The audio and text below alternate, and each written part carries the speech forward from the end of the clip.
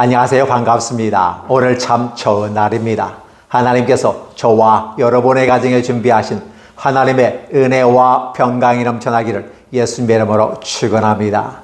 야고보서 2장 14절로 26절에 있는 말씀을 중심으로 믿음의 바늘과 행함의 실의 관계에 대해서 말씀을 나누고자 합니다. 우리는 이번 주간을 추석 행복한 시간들로 보내고 있습니다. 맞습니까? 여러분은 행복하십니까? 예. 우리들의 가정 속에서 행복이란 단어가 주어졌을 때 그 행복은 무엇으로 표현될까요? 1년에 2번에 있는 명절을 통해서 함께 온 가족이 모여져서 흩어졌던 가운데서 삶의 고단한 마음들을 털어놓고 함께 위로하고 어떻게 살아왔는지 함께 얘기를 나누는 모습들은 너무 멋있습니다. 그리고 아울러서 맛있는 음식들을 함께 나누는 과정 속에서 서로 행복을 찾습니다. 즉 나의 소속이 어디인가, 나의 본가가 어디인가를 찾는 것 같습니다. 그리고 아울러서 어떠한 삶으로 우리가 지금 살아가고 있는지 서로 격려해주고 위로해주고 축복하시는 것은 어떨까요? 그래서 God bless you. 하나님께서 너를 축복하길 원해 라는 이런 모습으로 축복하기를 간절히 바랍니다. 자, 오늘은 야고보서가 말하고 있는 믿음의 바늘과 행함의 실 연관성을 가져보고자 합니다. 여러분이 잘 알다시피 바늘의 목적은 무엇일까요? 바늘은 무엇을 찌른다는 목적보다는 무언가 꿰맨다는 그 목적이 있습니다. 꿰매기 위해서는 날카로움도 있어서 다른 사람에게 상처를 주거나 또 찔러서 피를 내거나 이런 부분도 필요하지만 그러나 그것은 한 부정적인 부분 속에서 나타나는 부분이고 긍정적인 부분은 바로 꿰맨다. 어떤 뭔가를 꿰매는데 무엇로 꿰맬 것인가 라는 부분이에요. 바늘로 꿰맬 수밖에 없지 않을까요? 요즘에는 의학기술이 발달돼서 수술해서 꿰맨다라는 개념보다는 호치케스 이렇게 꽂는 것처럼 꽂아 쩍쩍 찍어서 같이 붙여버리는 경우도 있습니다.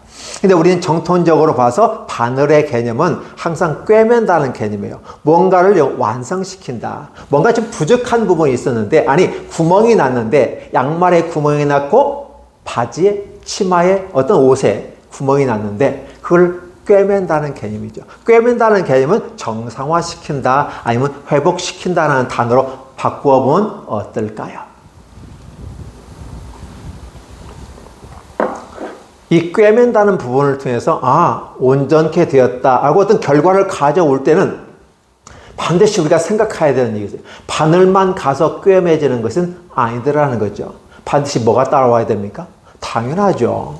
바로 그건 실이 따라와 줘야 됩니다. 결국은 뭐냐면 바늘은 지나가는데 하나의 방향을 설정하고 구멍을 뚫고 길을 열어간다면 실이라는 것은 바로 따라와줘서 함께 영원히 함께 묶어져 있는 상태. 그래서 부족한 상태를 메꾸거나 구멍이 난 부분을 떼우거나 그렇죠. 이렇게 함으로써 여전히 함께 존재하는 방식이 실이라는 거죠. 그러다 보면 우리가 바늘과 실의 개념 속에서 우리는 믿음과 행함을 다시 한번 생각해 보기를 원하는 것이죠. 그래서 야고보 같은 경우는 이렇게 얘기합니다. 내 형제들아 라고 말하는 거죠. 이 형제들이라는 단어를 썼을 땐 어떤 걸까요? 여러분과 저는 형제가 아니라고 그랬습니다. 그런데 저는 전주이가고요. 혈액형이 O형이고 개인정보에 속하는 건가요? 이런 것들이 있어요. 그 때문에 우리 아버지, 어머니에 의해서 아니면 우리 관계 속에서 혈족에 의해서 맺은 형제가 아니라는 겁니다. 예수님과 야고보의 관계는 혈족의 관계였어요. 맞나요? 그렇죠. 그러나 중요한 것은 뭐냐면 그는 혈족에 따라 형제가 아니라 하나님의 피로 말미암아 하나님의 믿음의 피에 의해서 형성된 형제라는 겁니다. 그래서 예수님이 우리 식구이고 우리 혈족이고 우리 가족이고 이런 개념의 모습이 아니라 하나님과 그의 보내신 자 예수 그리스도의 종인 야고보가 저와 여러분에게 내 형제들아라고 다시 한번 반복해서 얘기합니다. 매번 말할 때마다 내 형제들아라는 말을 쓰고 있어요. 이 말은 뭘까요? 하나님 안에서 우리는 아무 상관이 없던 사람들이 마치 예수 그리스도의 믿음의 바늘로 꿰매어져서 함께 연결되어져 있는 모습을 가지고 얘기하는 겁니다. 내 형제들아 라고 하는 부분 속에서 너와 나는 피를 나는 형제야. 누구 피? 예수의 피. 어떤 피? 보혈의 피. 바로 그 피는 죄로 말미암아 흩어지고 분산되어야 될 상황에 있는 저와 여러분들을 어떻게 해요? 스캐터러드 되죠. 흩어버렸던 어떤 흩어진 존재가 아니라 다시 꿰매어져서 하나로 만들어버리는 거예요. 내 형제들이라는 단어를 쓰면서 굉장히 큰 의미를 부여하고 있어요. 그래서 너희가 형제가 됐다는 이 개념은 바로 예수님의 피에 의해서 믿음을 소유한 사람들이다. 믿음을 가진 사람들이야. 로마서에서 말한 칭의로 말미암아 하나님의 아들과 딸이 된 사람이야. 그래도 여러분 믿음이 있어? 그리고 사실 여러분들이 믿음이 있다고 얘기하는 거죠. 만일 그 사람은 어떤 사람이에요? 믿음의 사람들이잖아요. 믿음이 있노라 하고 행함이 없으면 무슨 유익이 있겠냐. 하나님 안에서 구원받은 것은 분명한 하나님의 은총과 은혜인 것은 분명하지만 이에 따라 합당하게 우리 행함이 뒷받침되어야 된다. 내가 구원받았다는 증거가 나타나야 하지 않을까? 마치 바늘이 옷을 꿰매고 망가진 거, 구멍난 걸 꿰매어서 실로 말미암아 딱 붙잡아 놓는 것처럼 바로 우리의 믿음이란 바늘이 지나간 다음에는 뭐가 따라와 무슨 흔적이 남아야 되는가? 바로 예수의 흔적들이 남아야 돼요. 그 예수의 흔적이 행함으로 나타나야 됩니다. 예수님의 행함이 여기서 흔적을 남기는 것이 아니라 바로 저와 여러분의 삶의 모습 가운데서 행함이 뒤따라와야 된다는 것입니다. 그럼 왜 뒤따라와야 될까를 생각해 보는 거죠. 자, 행함이 뒤따라와야 되는 이유는 우리 구원을 완성하기 위해서 그렇다는 겁니다. 그래서 믿음이 능히 자기를 구원하겠느냐. 즉, 유익이 없는, 행함이 없는, 그렇죠. 이런 믿음은 자기를 구원할 수 있겠느냐라고 말합니다. 그럼 마지막에 가는요. 그 믿음, 행함이 없는 믿음은 죽은 믿음이다. 죽은 것으로 무엇을 살릴 수 있겠느냐는 거예요. 결국 저와 여러분이 믿음의 형제가 되고 예수 그리스도의 형제 자매가 됩니다. 그래서 우리 형제님 자매님이라는 단어를 쓰는 이유가 바로 그래요. 원래 형제는 아닌데 마치 형제님 자매님 하니까 뭐가 어색한 것 같잖아요. 교회에서 형제님 자매님 했을 때 익숙해진 사람들은 괜찮아요. 이미 공동체에서 그걸 암묵적으로 수용하는 사람들은 괜찮아요. 그래서 처음 교회 오신 분들한테 형제님 자매님 하면 멀쑥한 거죠. 당신과 내가 무슨 형제가니? 형제라고 하냐고. 가깝게 느껴진다는 의미에서 형제를 말하는 걸까? 라고 말하지만 가깝게 나는 그 개념보다는 뭐예요? 믿음의 혈통으로 말미암아. 그렇죠?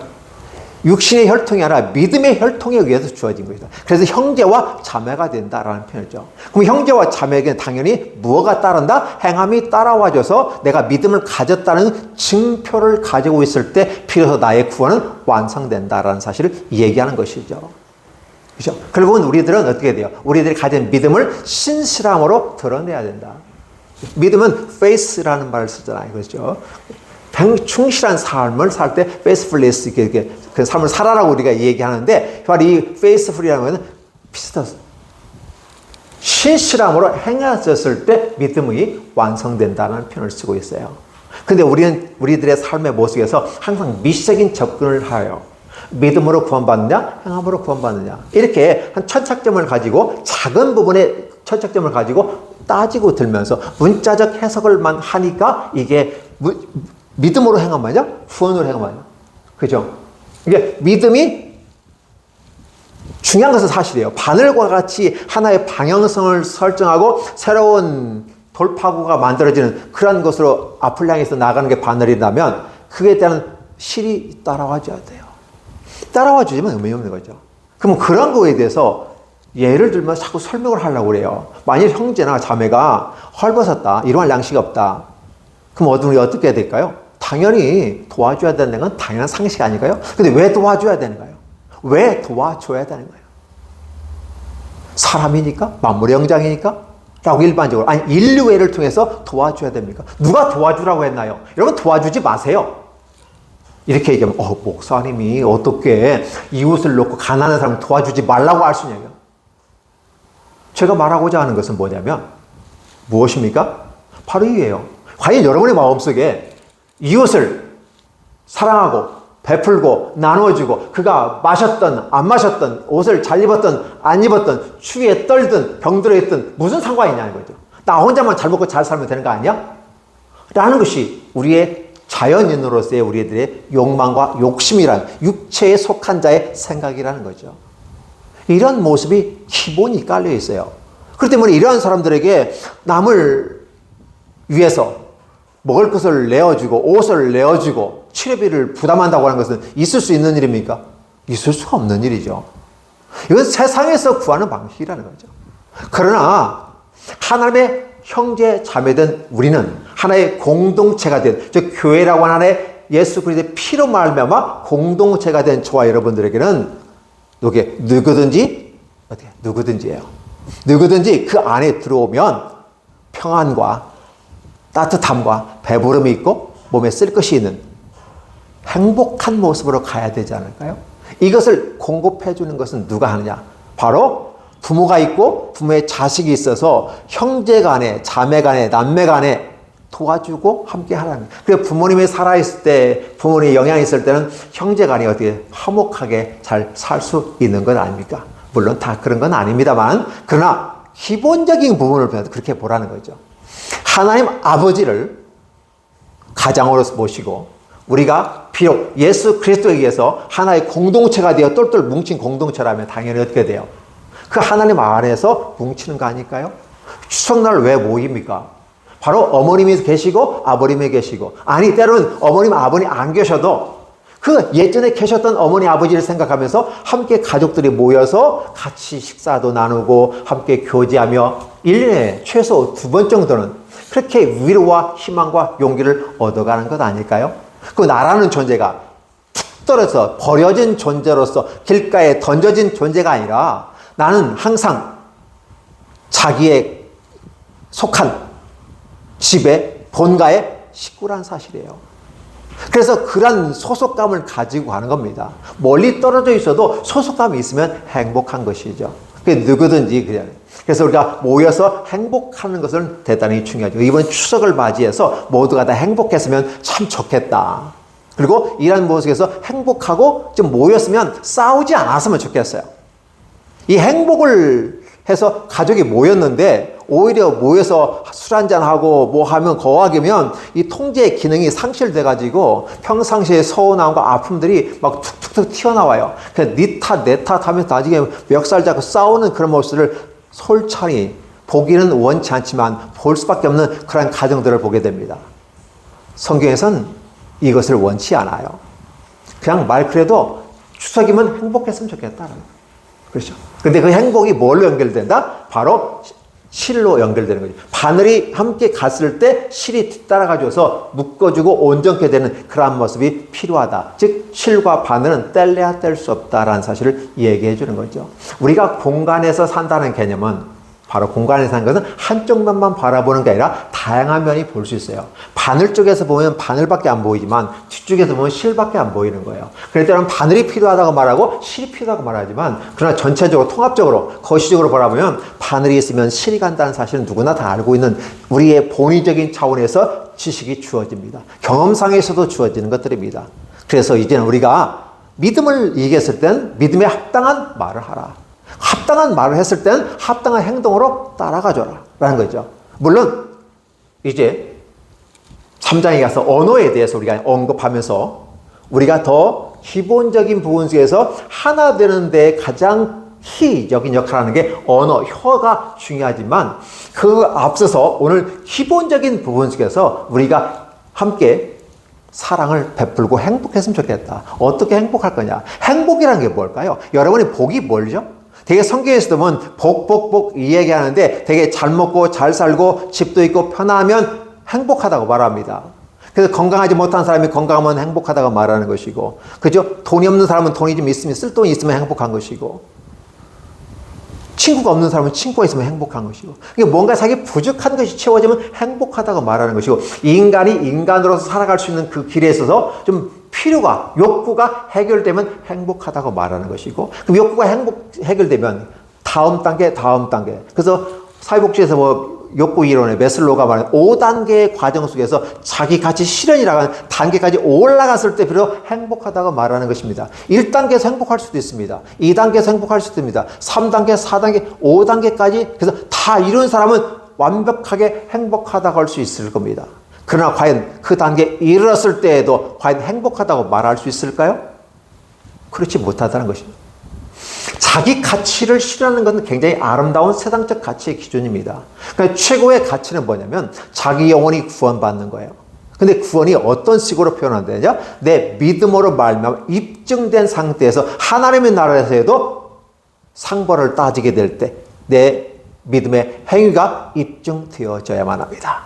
이러한 입증되어지는 것이 무엇일까? 불에 탈 수 없는 이 세상의 판단과 이 세상의 것으로 태워질 수 없는 그런 영적인 것들이 무엇일까? 바로 그게 사랑이라는 거죠.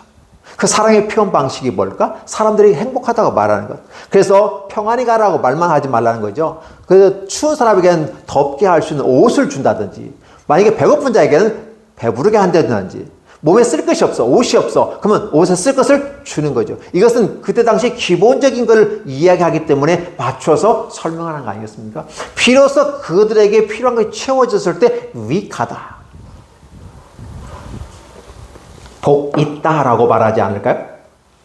우리는 이런 모습 가운데 함께 생각해 보기를 원합니다. 이와 같이 행함이 없는 믿음은 그 자체가 죽은 것이다. 따라서 우리가 하늘로부터 위대한 아름다운 믿음을 받아 수용하고 내 것이 되어 내 안에 시스템이 갖추어져 있을지라도 이러한 시스템이 작동되지 않으면 어렵잖아요. 좋은 자동차, 우리 땅에 삶을 살아갈 때 가장 꿈의 자동차를 타기를 원합니다. 꿈의 자동차입니다. 그래서 그 꿈의 자동차를 일종의 말하면 값비싼 자동차, 그러면 이름 있는 자동차. 자동차 이름을 굳이 언급하지 않아도 아시죠? 값비싸고 좋은 자동차. 근데 그 자동차가 뭐가 없으면 의미가 없나요? 기름이 없으면 안 됩니다. 즉 자동차는 굴러가는데 목적이 있어요. 때로는 사람들은 굴러가는데 목적을 두지 않고 얼마만큼 인테리어가 작성됐고 얼마만큼 돈이 투자되어졌고 얼마나 호화스러운가에 대해서만 관심이 많아요. 그러나 자동차는 가장 기초적인 것은 굴러가야만 합니다.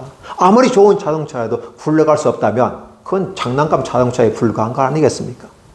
기름을 넣고 그 자동차 움직여줘야 돼요. 그래서 그 자체가 죽은 것이라고 했을 때 우리의 믿음을 자동차에 비유한다면 어떨까요? 자동차는 움직여줘야 되는 거예요. 근데 움직이지 않으면 그 자체가 장난감 자동차예요. 죽은 거죠. 이렇게 돼요. 어떤 사람은 말하기를, 나는 이게 오직했으면 이 말 할까요? 어떤 사람은 말하기를, 믿음이 있고 행함이 있다.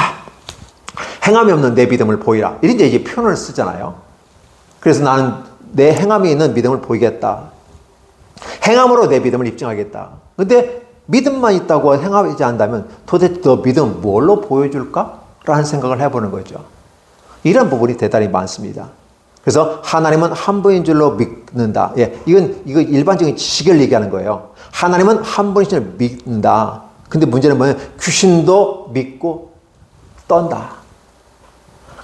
오히려 귀신은 하나님에 대해서 믿고 떠는 성향이 있어요. 왜? 하나님 무서운 분이라는 걸 알기 때문에. 그래서 사람은 안 떨어요. 믿는다고 말하고 오만하고 교만하고 하나님을 떠나고 대적하는 모습이 나타나요. 그러니까 하나님 보실 때 참 웃기는 거예요. 귀신만도 못한 것들이, 능력도 없는 것들이 오히려 그 탁월한 능력하고 귀신들조차도 하나님 앞에 벌벌 떠는데, 그렇죠? 하룻강아지 법무수인 줄 모르는 것 같은 느낌. 예, 그렇게 표현하고 있는 겁니다. 자, 그래서 성경이 이겁니다. 이 허탄한 사람아. 이 허탄한 사람이라는 좀 이렇게 뭘까요? 그래서 허탄한 사람아라는 말을 들어서 어떤 느낌일까요? 영어에서 이 바보 같은 놈아 이렇게 말해요. 허탄한 사람아. You foolish man. 이렇게. You foolish man. 너 이 바보 같은 놈이야 이게. 그 뭐 바보 같다는 말은 이 허탄하다는 것은 엉뚱한 방향으로 어떤 목적이 없는 이런 쓸모없는데 관심을 두고 있는 모습을 가진 사람을 허탄한 사람이라고 말하지 않을까요? 자, 그 허탄한 사람이 뭐냐? 행함이 없는 믿음을 가진 사람입니다. 그 때문에 믿음은 가졌어. 바늘은 갖고 있는데, 믿음의 바늘을 갖고 있는데 자기 딴에는 뭐 열심히 한다고 하는데 결과가 없어요. 입증할 게 없잖아요. 뭐 꼬맨 흔적들이 나타나야 돼요. 입증을 해야 돼요. 꼬매긴 꼬맨 같은데 없어요. 믿음으로 뭘 한 것 같은데 없어요. 뭘까요? 자신의 욕심과 욕망을 따라 갔다는 것을 얘기하는 것이죠. 즉 하나님 나라의 백성과 합당하지 않는 모습이 보여준 줄 있는 거죠. 헛된 것인지를 모르기 때문에 믿음 안에서 믿음만 있으면 되는, 그 한국 교회가 복음이 전파되면서 예수 그리스도를 믿으십시오. 그러면 너와 내 집이 구원을 받을 것입니다. 라고 했을 때 이 말은 자체가 틀린 말이 아닙니다. 우리 예수 그리스도를 믿으십시오. 믿고 그에 따른 합당한 행동을 하십시오. 그러면 당신과 당신의 집이 구원받을 수 있고 놀라운 축복이 성경에 기록된 모든 것들이 당신에게 쌓여질 것이고 당신의 집안과 대대에 쌓여질 것이며 천대까지 갈 것입니다라고 축복하는 겁니다. 그런데 예수 그리스도를 믿으면이라는 단어가 믿음 하나만 딸랑 가지고 행함이 없는 믿음을 드러나는 것처럼 한국에서는 보여지는 거죠. 이러다 보니까 어떻게 될까요? 기독교가 욕을 얻어먹고 있고 이 땅에 토착화되지 않고 그러면서 위선적인 모습이 보이는 것 같고 결과가 없는 것처럼 느껴지고 이러다 보니까 한국교회가 욕을 얻어먹어요. 그러면 한국교회 어떤 식으로 돌아가야 될까요? 바로 3.1운동, 일제시대 3.1운동을 주도했던 이 기독인들 중심, 그래도 다수가 기독인들이에요. 그래서 이 사회를 개혁하고 이 사회를 선도하고 이끌어갔던 살아있는 행함에 있는 이런 기독인들이 한국 사회를 이끌고 그래서 한국이 사회 속에서 기독교가 인정이 되어지고 그래서 앞서가는 모습이 보여졌더라는 것이요. 그런데 구사 독재 정부 일에 지나가면서 교회가 그 권력 앞에서 아부하게 되는 것처럼 보이고 마치 로마 교회는 정부에 대해서 항거하고 그래서 뭐 사회 정의를 얘기하는 것 같고 상위 정의 사회 구제다 뭐 이게 비슷한 거 만들어 놓고 마치 사회 정의를 얘기하는 것 같이 하니까 사람들이 그쪽으로 많이 가요. 그러나 개신교에서는 그렇게 하지 않고 오히려 정부의 눈치를 보면서 상황을 보는 것처럼 보이니까 사람들이 개신교를 떠나버립니다. 이런 것들이 참 많아요. 자, 이런 모습 가운데 우리가 다시 돌아와야 하지 않을까요? 그래서 다시 한번 얘기합니다. 이 말씀을 듣는 형제 자매들은 바로 유대인을 중심으로 해서 한 그들 아니겠습니까? 믿음으로 돌아온 사람들이니까 그들이 유대인이든 이방인에 돌아왔던 그래서 이 말씀을 듣는 사람들은 유대인도 있고 이방인 가운데 돌아온 사람들이 있어요. 그래서 두 사람에 대해서 이 얘기합니다. 우리 조상 아브라함 그다음에 어떻게 돼요? 믿음의 여인 라합에 대해서 이 얘기합니다. 우리 조상은 어떠냐? 아브라함 너도 알고 나도 하냐 그냥. 이삭을 제단에 바칠 때 어떻게 되냐? 행함으로 어렵다. 지금 무슨 소리예요? 믿음이 있어서 자식을 바칠 만한 믿음이 있었다는 사실이죠. 그런데 과연 행할 수 있느냐는 것이었어요. 근데 아브라함은 행하였다. 그러니까 그가 믿음이 아브라함이 가지고 있는 믿음에 대해서 믿음의 분량만큼 행하였다.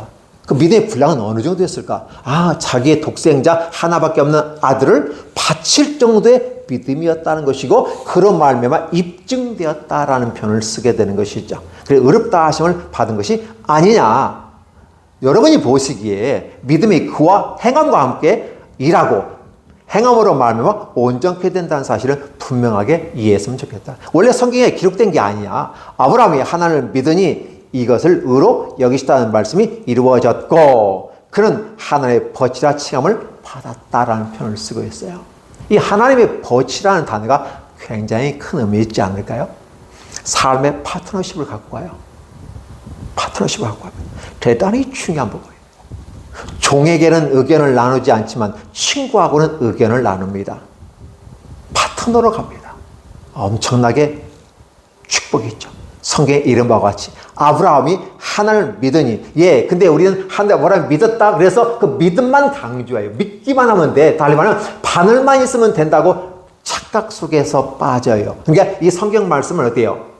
한 부분만 보는 거죠. 온전하게 보지 않는 거. 근데 아브라함 믿었다는 이 말은 단지 믿고 수행한 그것만을 얘기하는 게 아니라 그에 따른 합당한 행동으로 자기 자식, 귀하고 귀한 자기 자식, 자기 희생이잖아요. 믿음 앞에서 자기를 내어놓는 아름다운 모습을 보이는 거죠. 사도 바울도 복음을 전파하는 일에 내가 복음을 전파하지 않으면 내가 저주가 임할 것이다라고 하는 자기의 두려움 속에서 있고 결국은 자기의 목숨 로마에 가면 죽는다는 걸 분명히 알아요. 성령이 다 말씀해 주셨어요. 그럼에도 불구하고 복음을 위해서 자기 목숨을 아낌없이 내놓는 이런 행위가 뒤따라졌을 때 오늘 우리가 사도 바울을 그렇게 좋아하고 존경하는 것 아니겠습니까? 믿음이 뒤따라진 모습은 멋있습니다. 루터를 우리가 좋아하고 칼빈을 좋아하고 기타 종교 개혁가들을 중요하고 그래서 말씀을 중심으로 다시 우리가 어떠한 삶을 살아가야 될까? 위선이라 종교라는 이름으로 위선 속에 있고 자기에게 주어진 복음을 굴절시켜서 자기 욕심과 욕망에 치우쳐 안에 숨겨져 버리는 그런 모습에 빠져있는 허우적거리면서 착각 속에 행복하고 착각 속에 복을 받았다고 생각하는, 그래서 영원한 세계에 들어가지 못하는 이러한 복이 아니라 친정으로 말하면 믿음으로 행하여주는, 믿음으로 행하여주는, 행함으로 나를 입증하는 모습들. 그래서 기독교가 앞으로는 더 칭찬받고 더 이게 하나님의 벗이 되고 이 사회의 벗이 되는 건 어떤 모습으로 됐을 때 벗이 될 수 있을까? 세상과 함께 가는데 술 먹고 담배 피우고 함께 가는 그런 개념이 아니라 이 사회의 악에 대해서 잘못된 걸 잘못됐다고 말할 수 있는 것, 잘못된 걸 고칠 수 있는 그 용기, 행함, 이런 것들이 기독교 안에 새롭게 부흥이 일어나야 합니다. 그래서 세상은 뭔가 보여지고 오감가기 위해서만 느껴지는 것 때문에 영적인 것만 가지고 얘기하면 세상 사람들이 볼 수가 없기 때문에 알 수가 없어요. 그렇다면 그들이 볼 수 있는 건 뭘까? 행함으로 나타나는 거죠. 그 지식은 무엇로 알아가요? 배움으로, 행동주의에 의해서, 그래서 경험론에 나와 있던 거 아니겠습니까? 물론 본의적인 차원에서 합리주의적인 차원에서 우리가 지식을 알아갈 수 있고 그렇지만 여전히 중요한 것은 하나님 우리에게 주신 본의적인 이 믿음도 굉장히 중요해요. 이건 노마스에서 강조하는 거니까. 그러나 경험론에서 말하고 있는 이 행동은 대단히 중요하다라는 사실을 얘기해요. 그래서 우리가 갖고 있는 하나님이 주신 것을 어떻게 이 세상에 드러낼 것인가. 보이지 않는 하나님께서 보이는 하나님 예수 그리스도를 이 땅에 보내시고, 그리고 우리가 보이는 주님을 바라보면서 나의 주, 나의 하나님이라고 말하면서 하나님과 그의 보내신 자 예수 그리스도를 믿는 것으로 나타나는 것입니다. 이게 바로 진정한 믿음이라고 표현하는 것이죠. 자, 그렇다면, 자, 이러보건대 사람이 행함으로 어렵다 하시는 받고 믿음으로만은 아니다. 믿음으로만은 아니다. 믿음으로 어렵다 행하는 건 당연한 거예요. 로마서에서 얘기했으니까. 그러나 그것만 갖고는 안 된다. 즉 뭐예요? 바늘만 갖고는 안 되고 실이 따라와줘야 된다는 사실을 우리가 이미 알고 있는 거죠. 지금 제가 여러분에게 여러분이 몰라서 지식을 전하는 겁니까? 아닙니다. 다시 한번 확인해 보자는 것입니다. 다시 한번 과연 그렇구나. 베레아 사람들이, 믿음의 사람들이 하나님 말씀을 듣고 읽고 과연 그리한가를 묵상하고 묵상했던 것처럼 우리는 이 야고보 사도가 주는 이 말씀을 다시 한번 묵상합니다. 자, 그렇다면 믿음 안에서 함께 말한 아브라함이라면 그 이 얘기 됐다. 그들 이제 유태인들이나 믿음과 관계되신 분들 되겠죠. 그렇다면 기생, 이방인이었던, 그리고 이방인 중에서도 기생이에요. 이방인 가운데 고급스러운 사람들이 아니라 하나의 그 사회 속에서 가장 약한 존재에 있던 사람이 기생 아닙니까?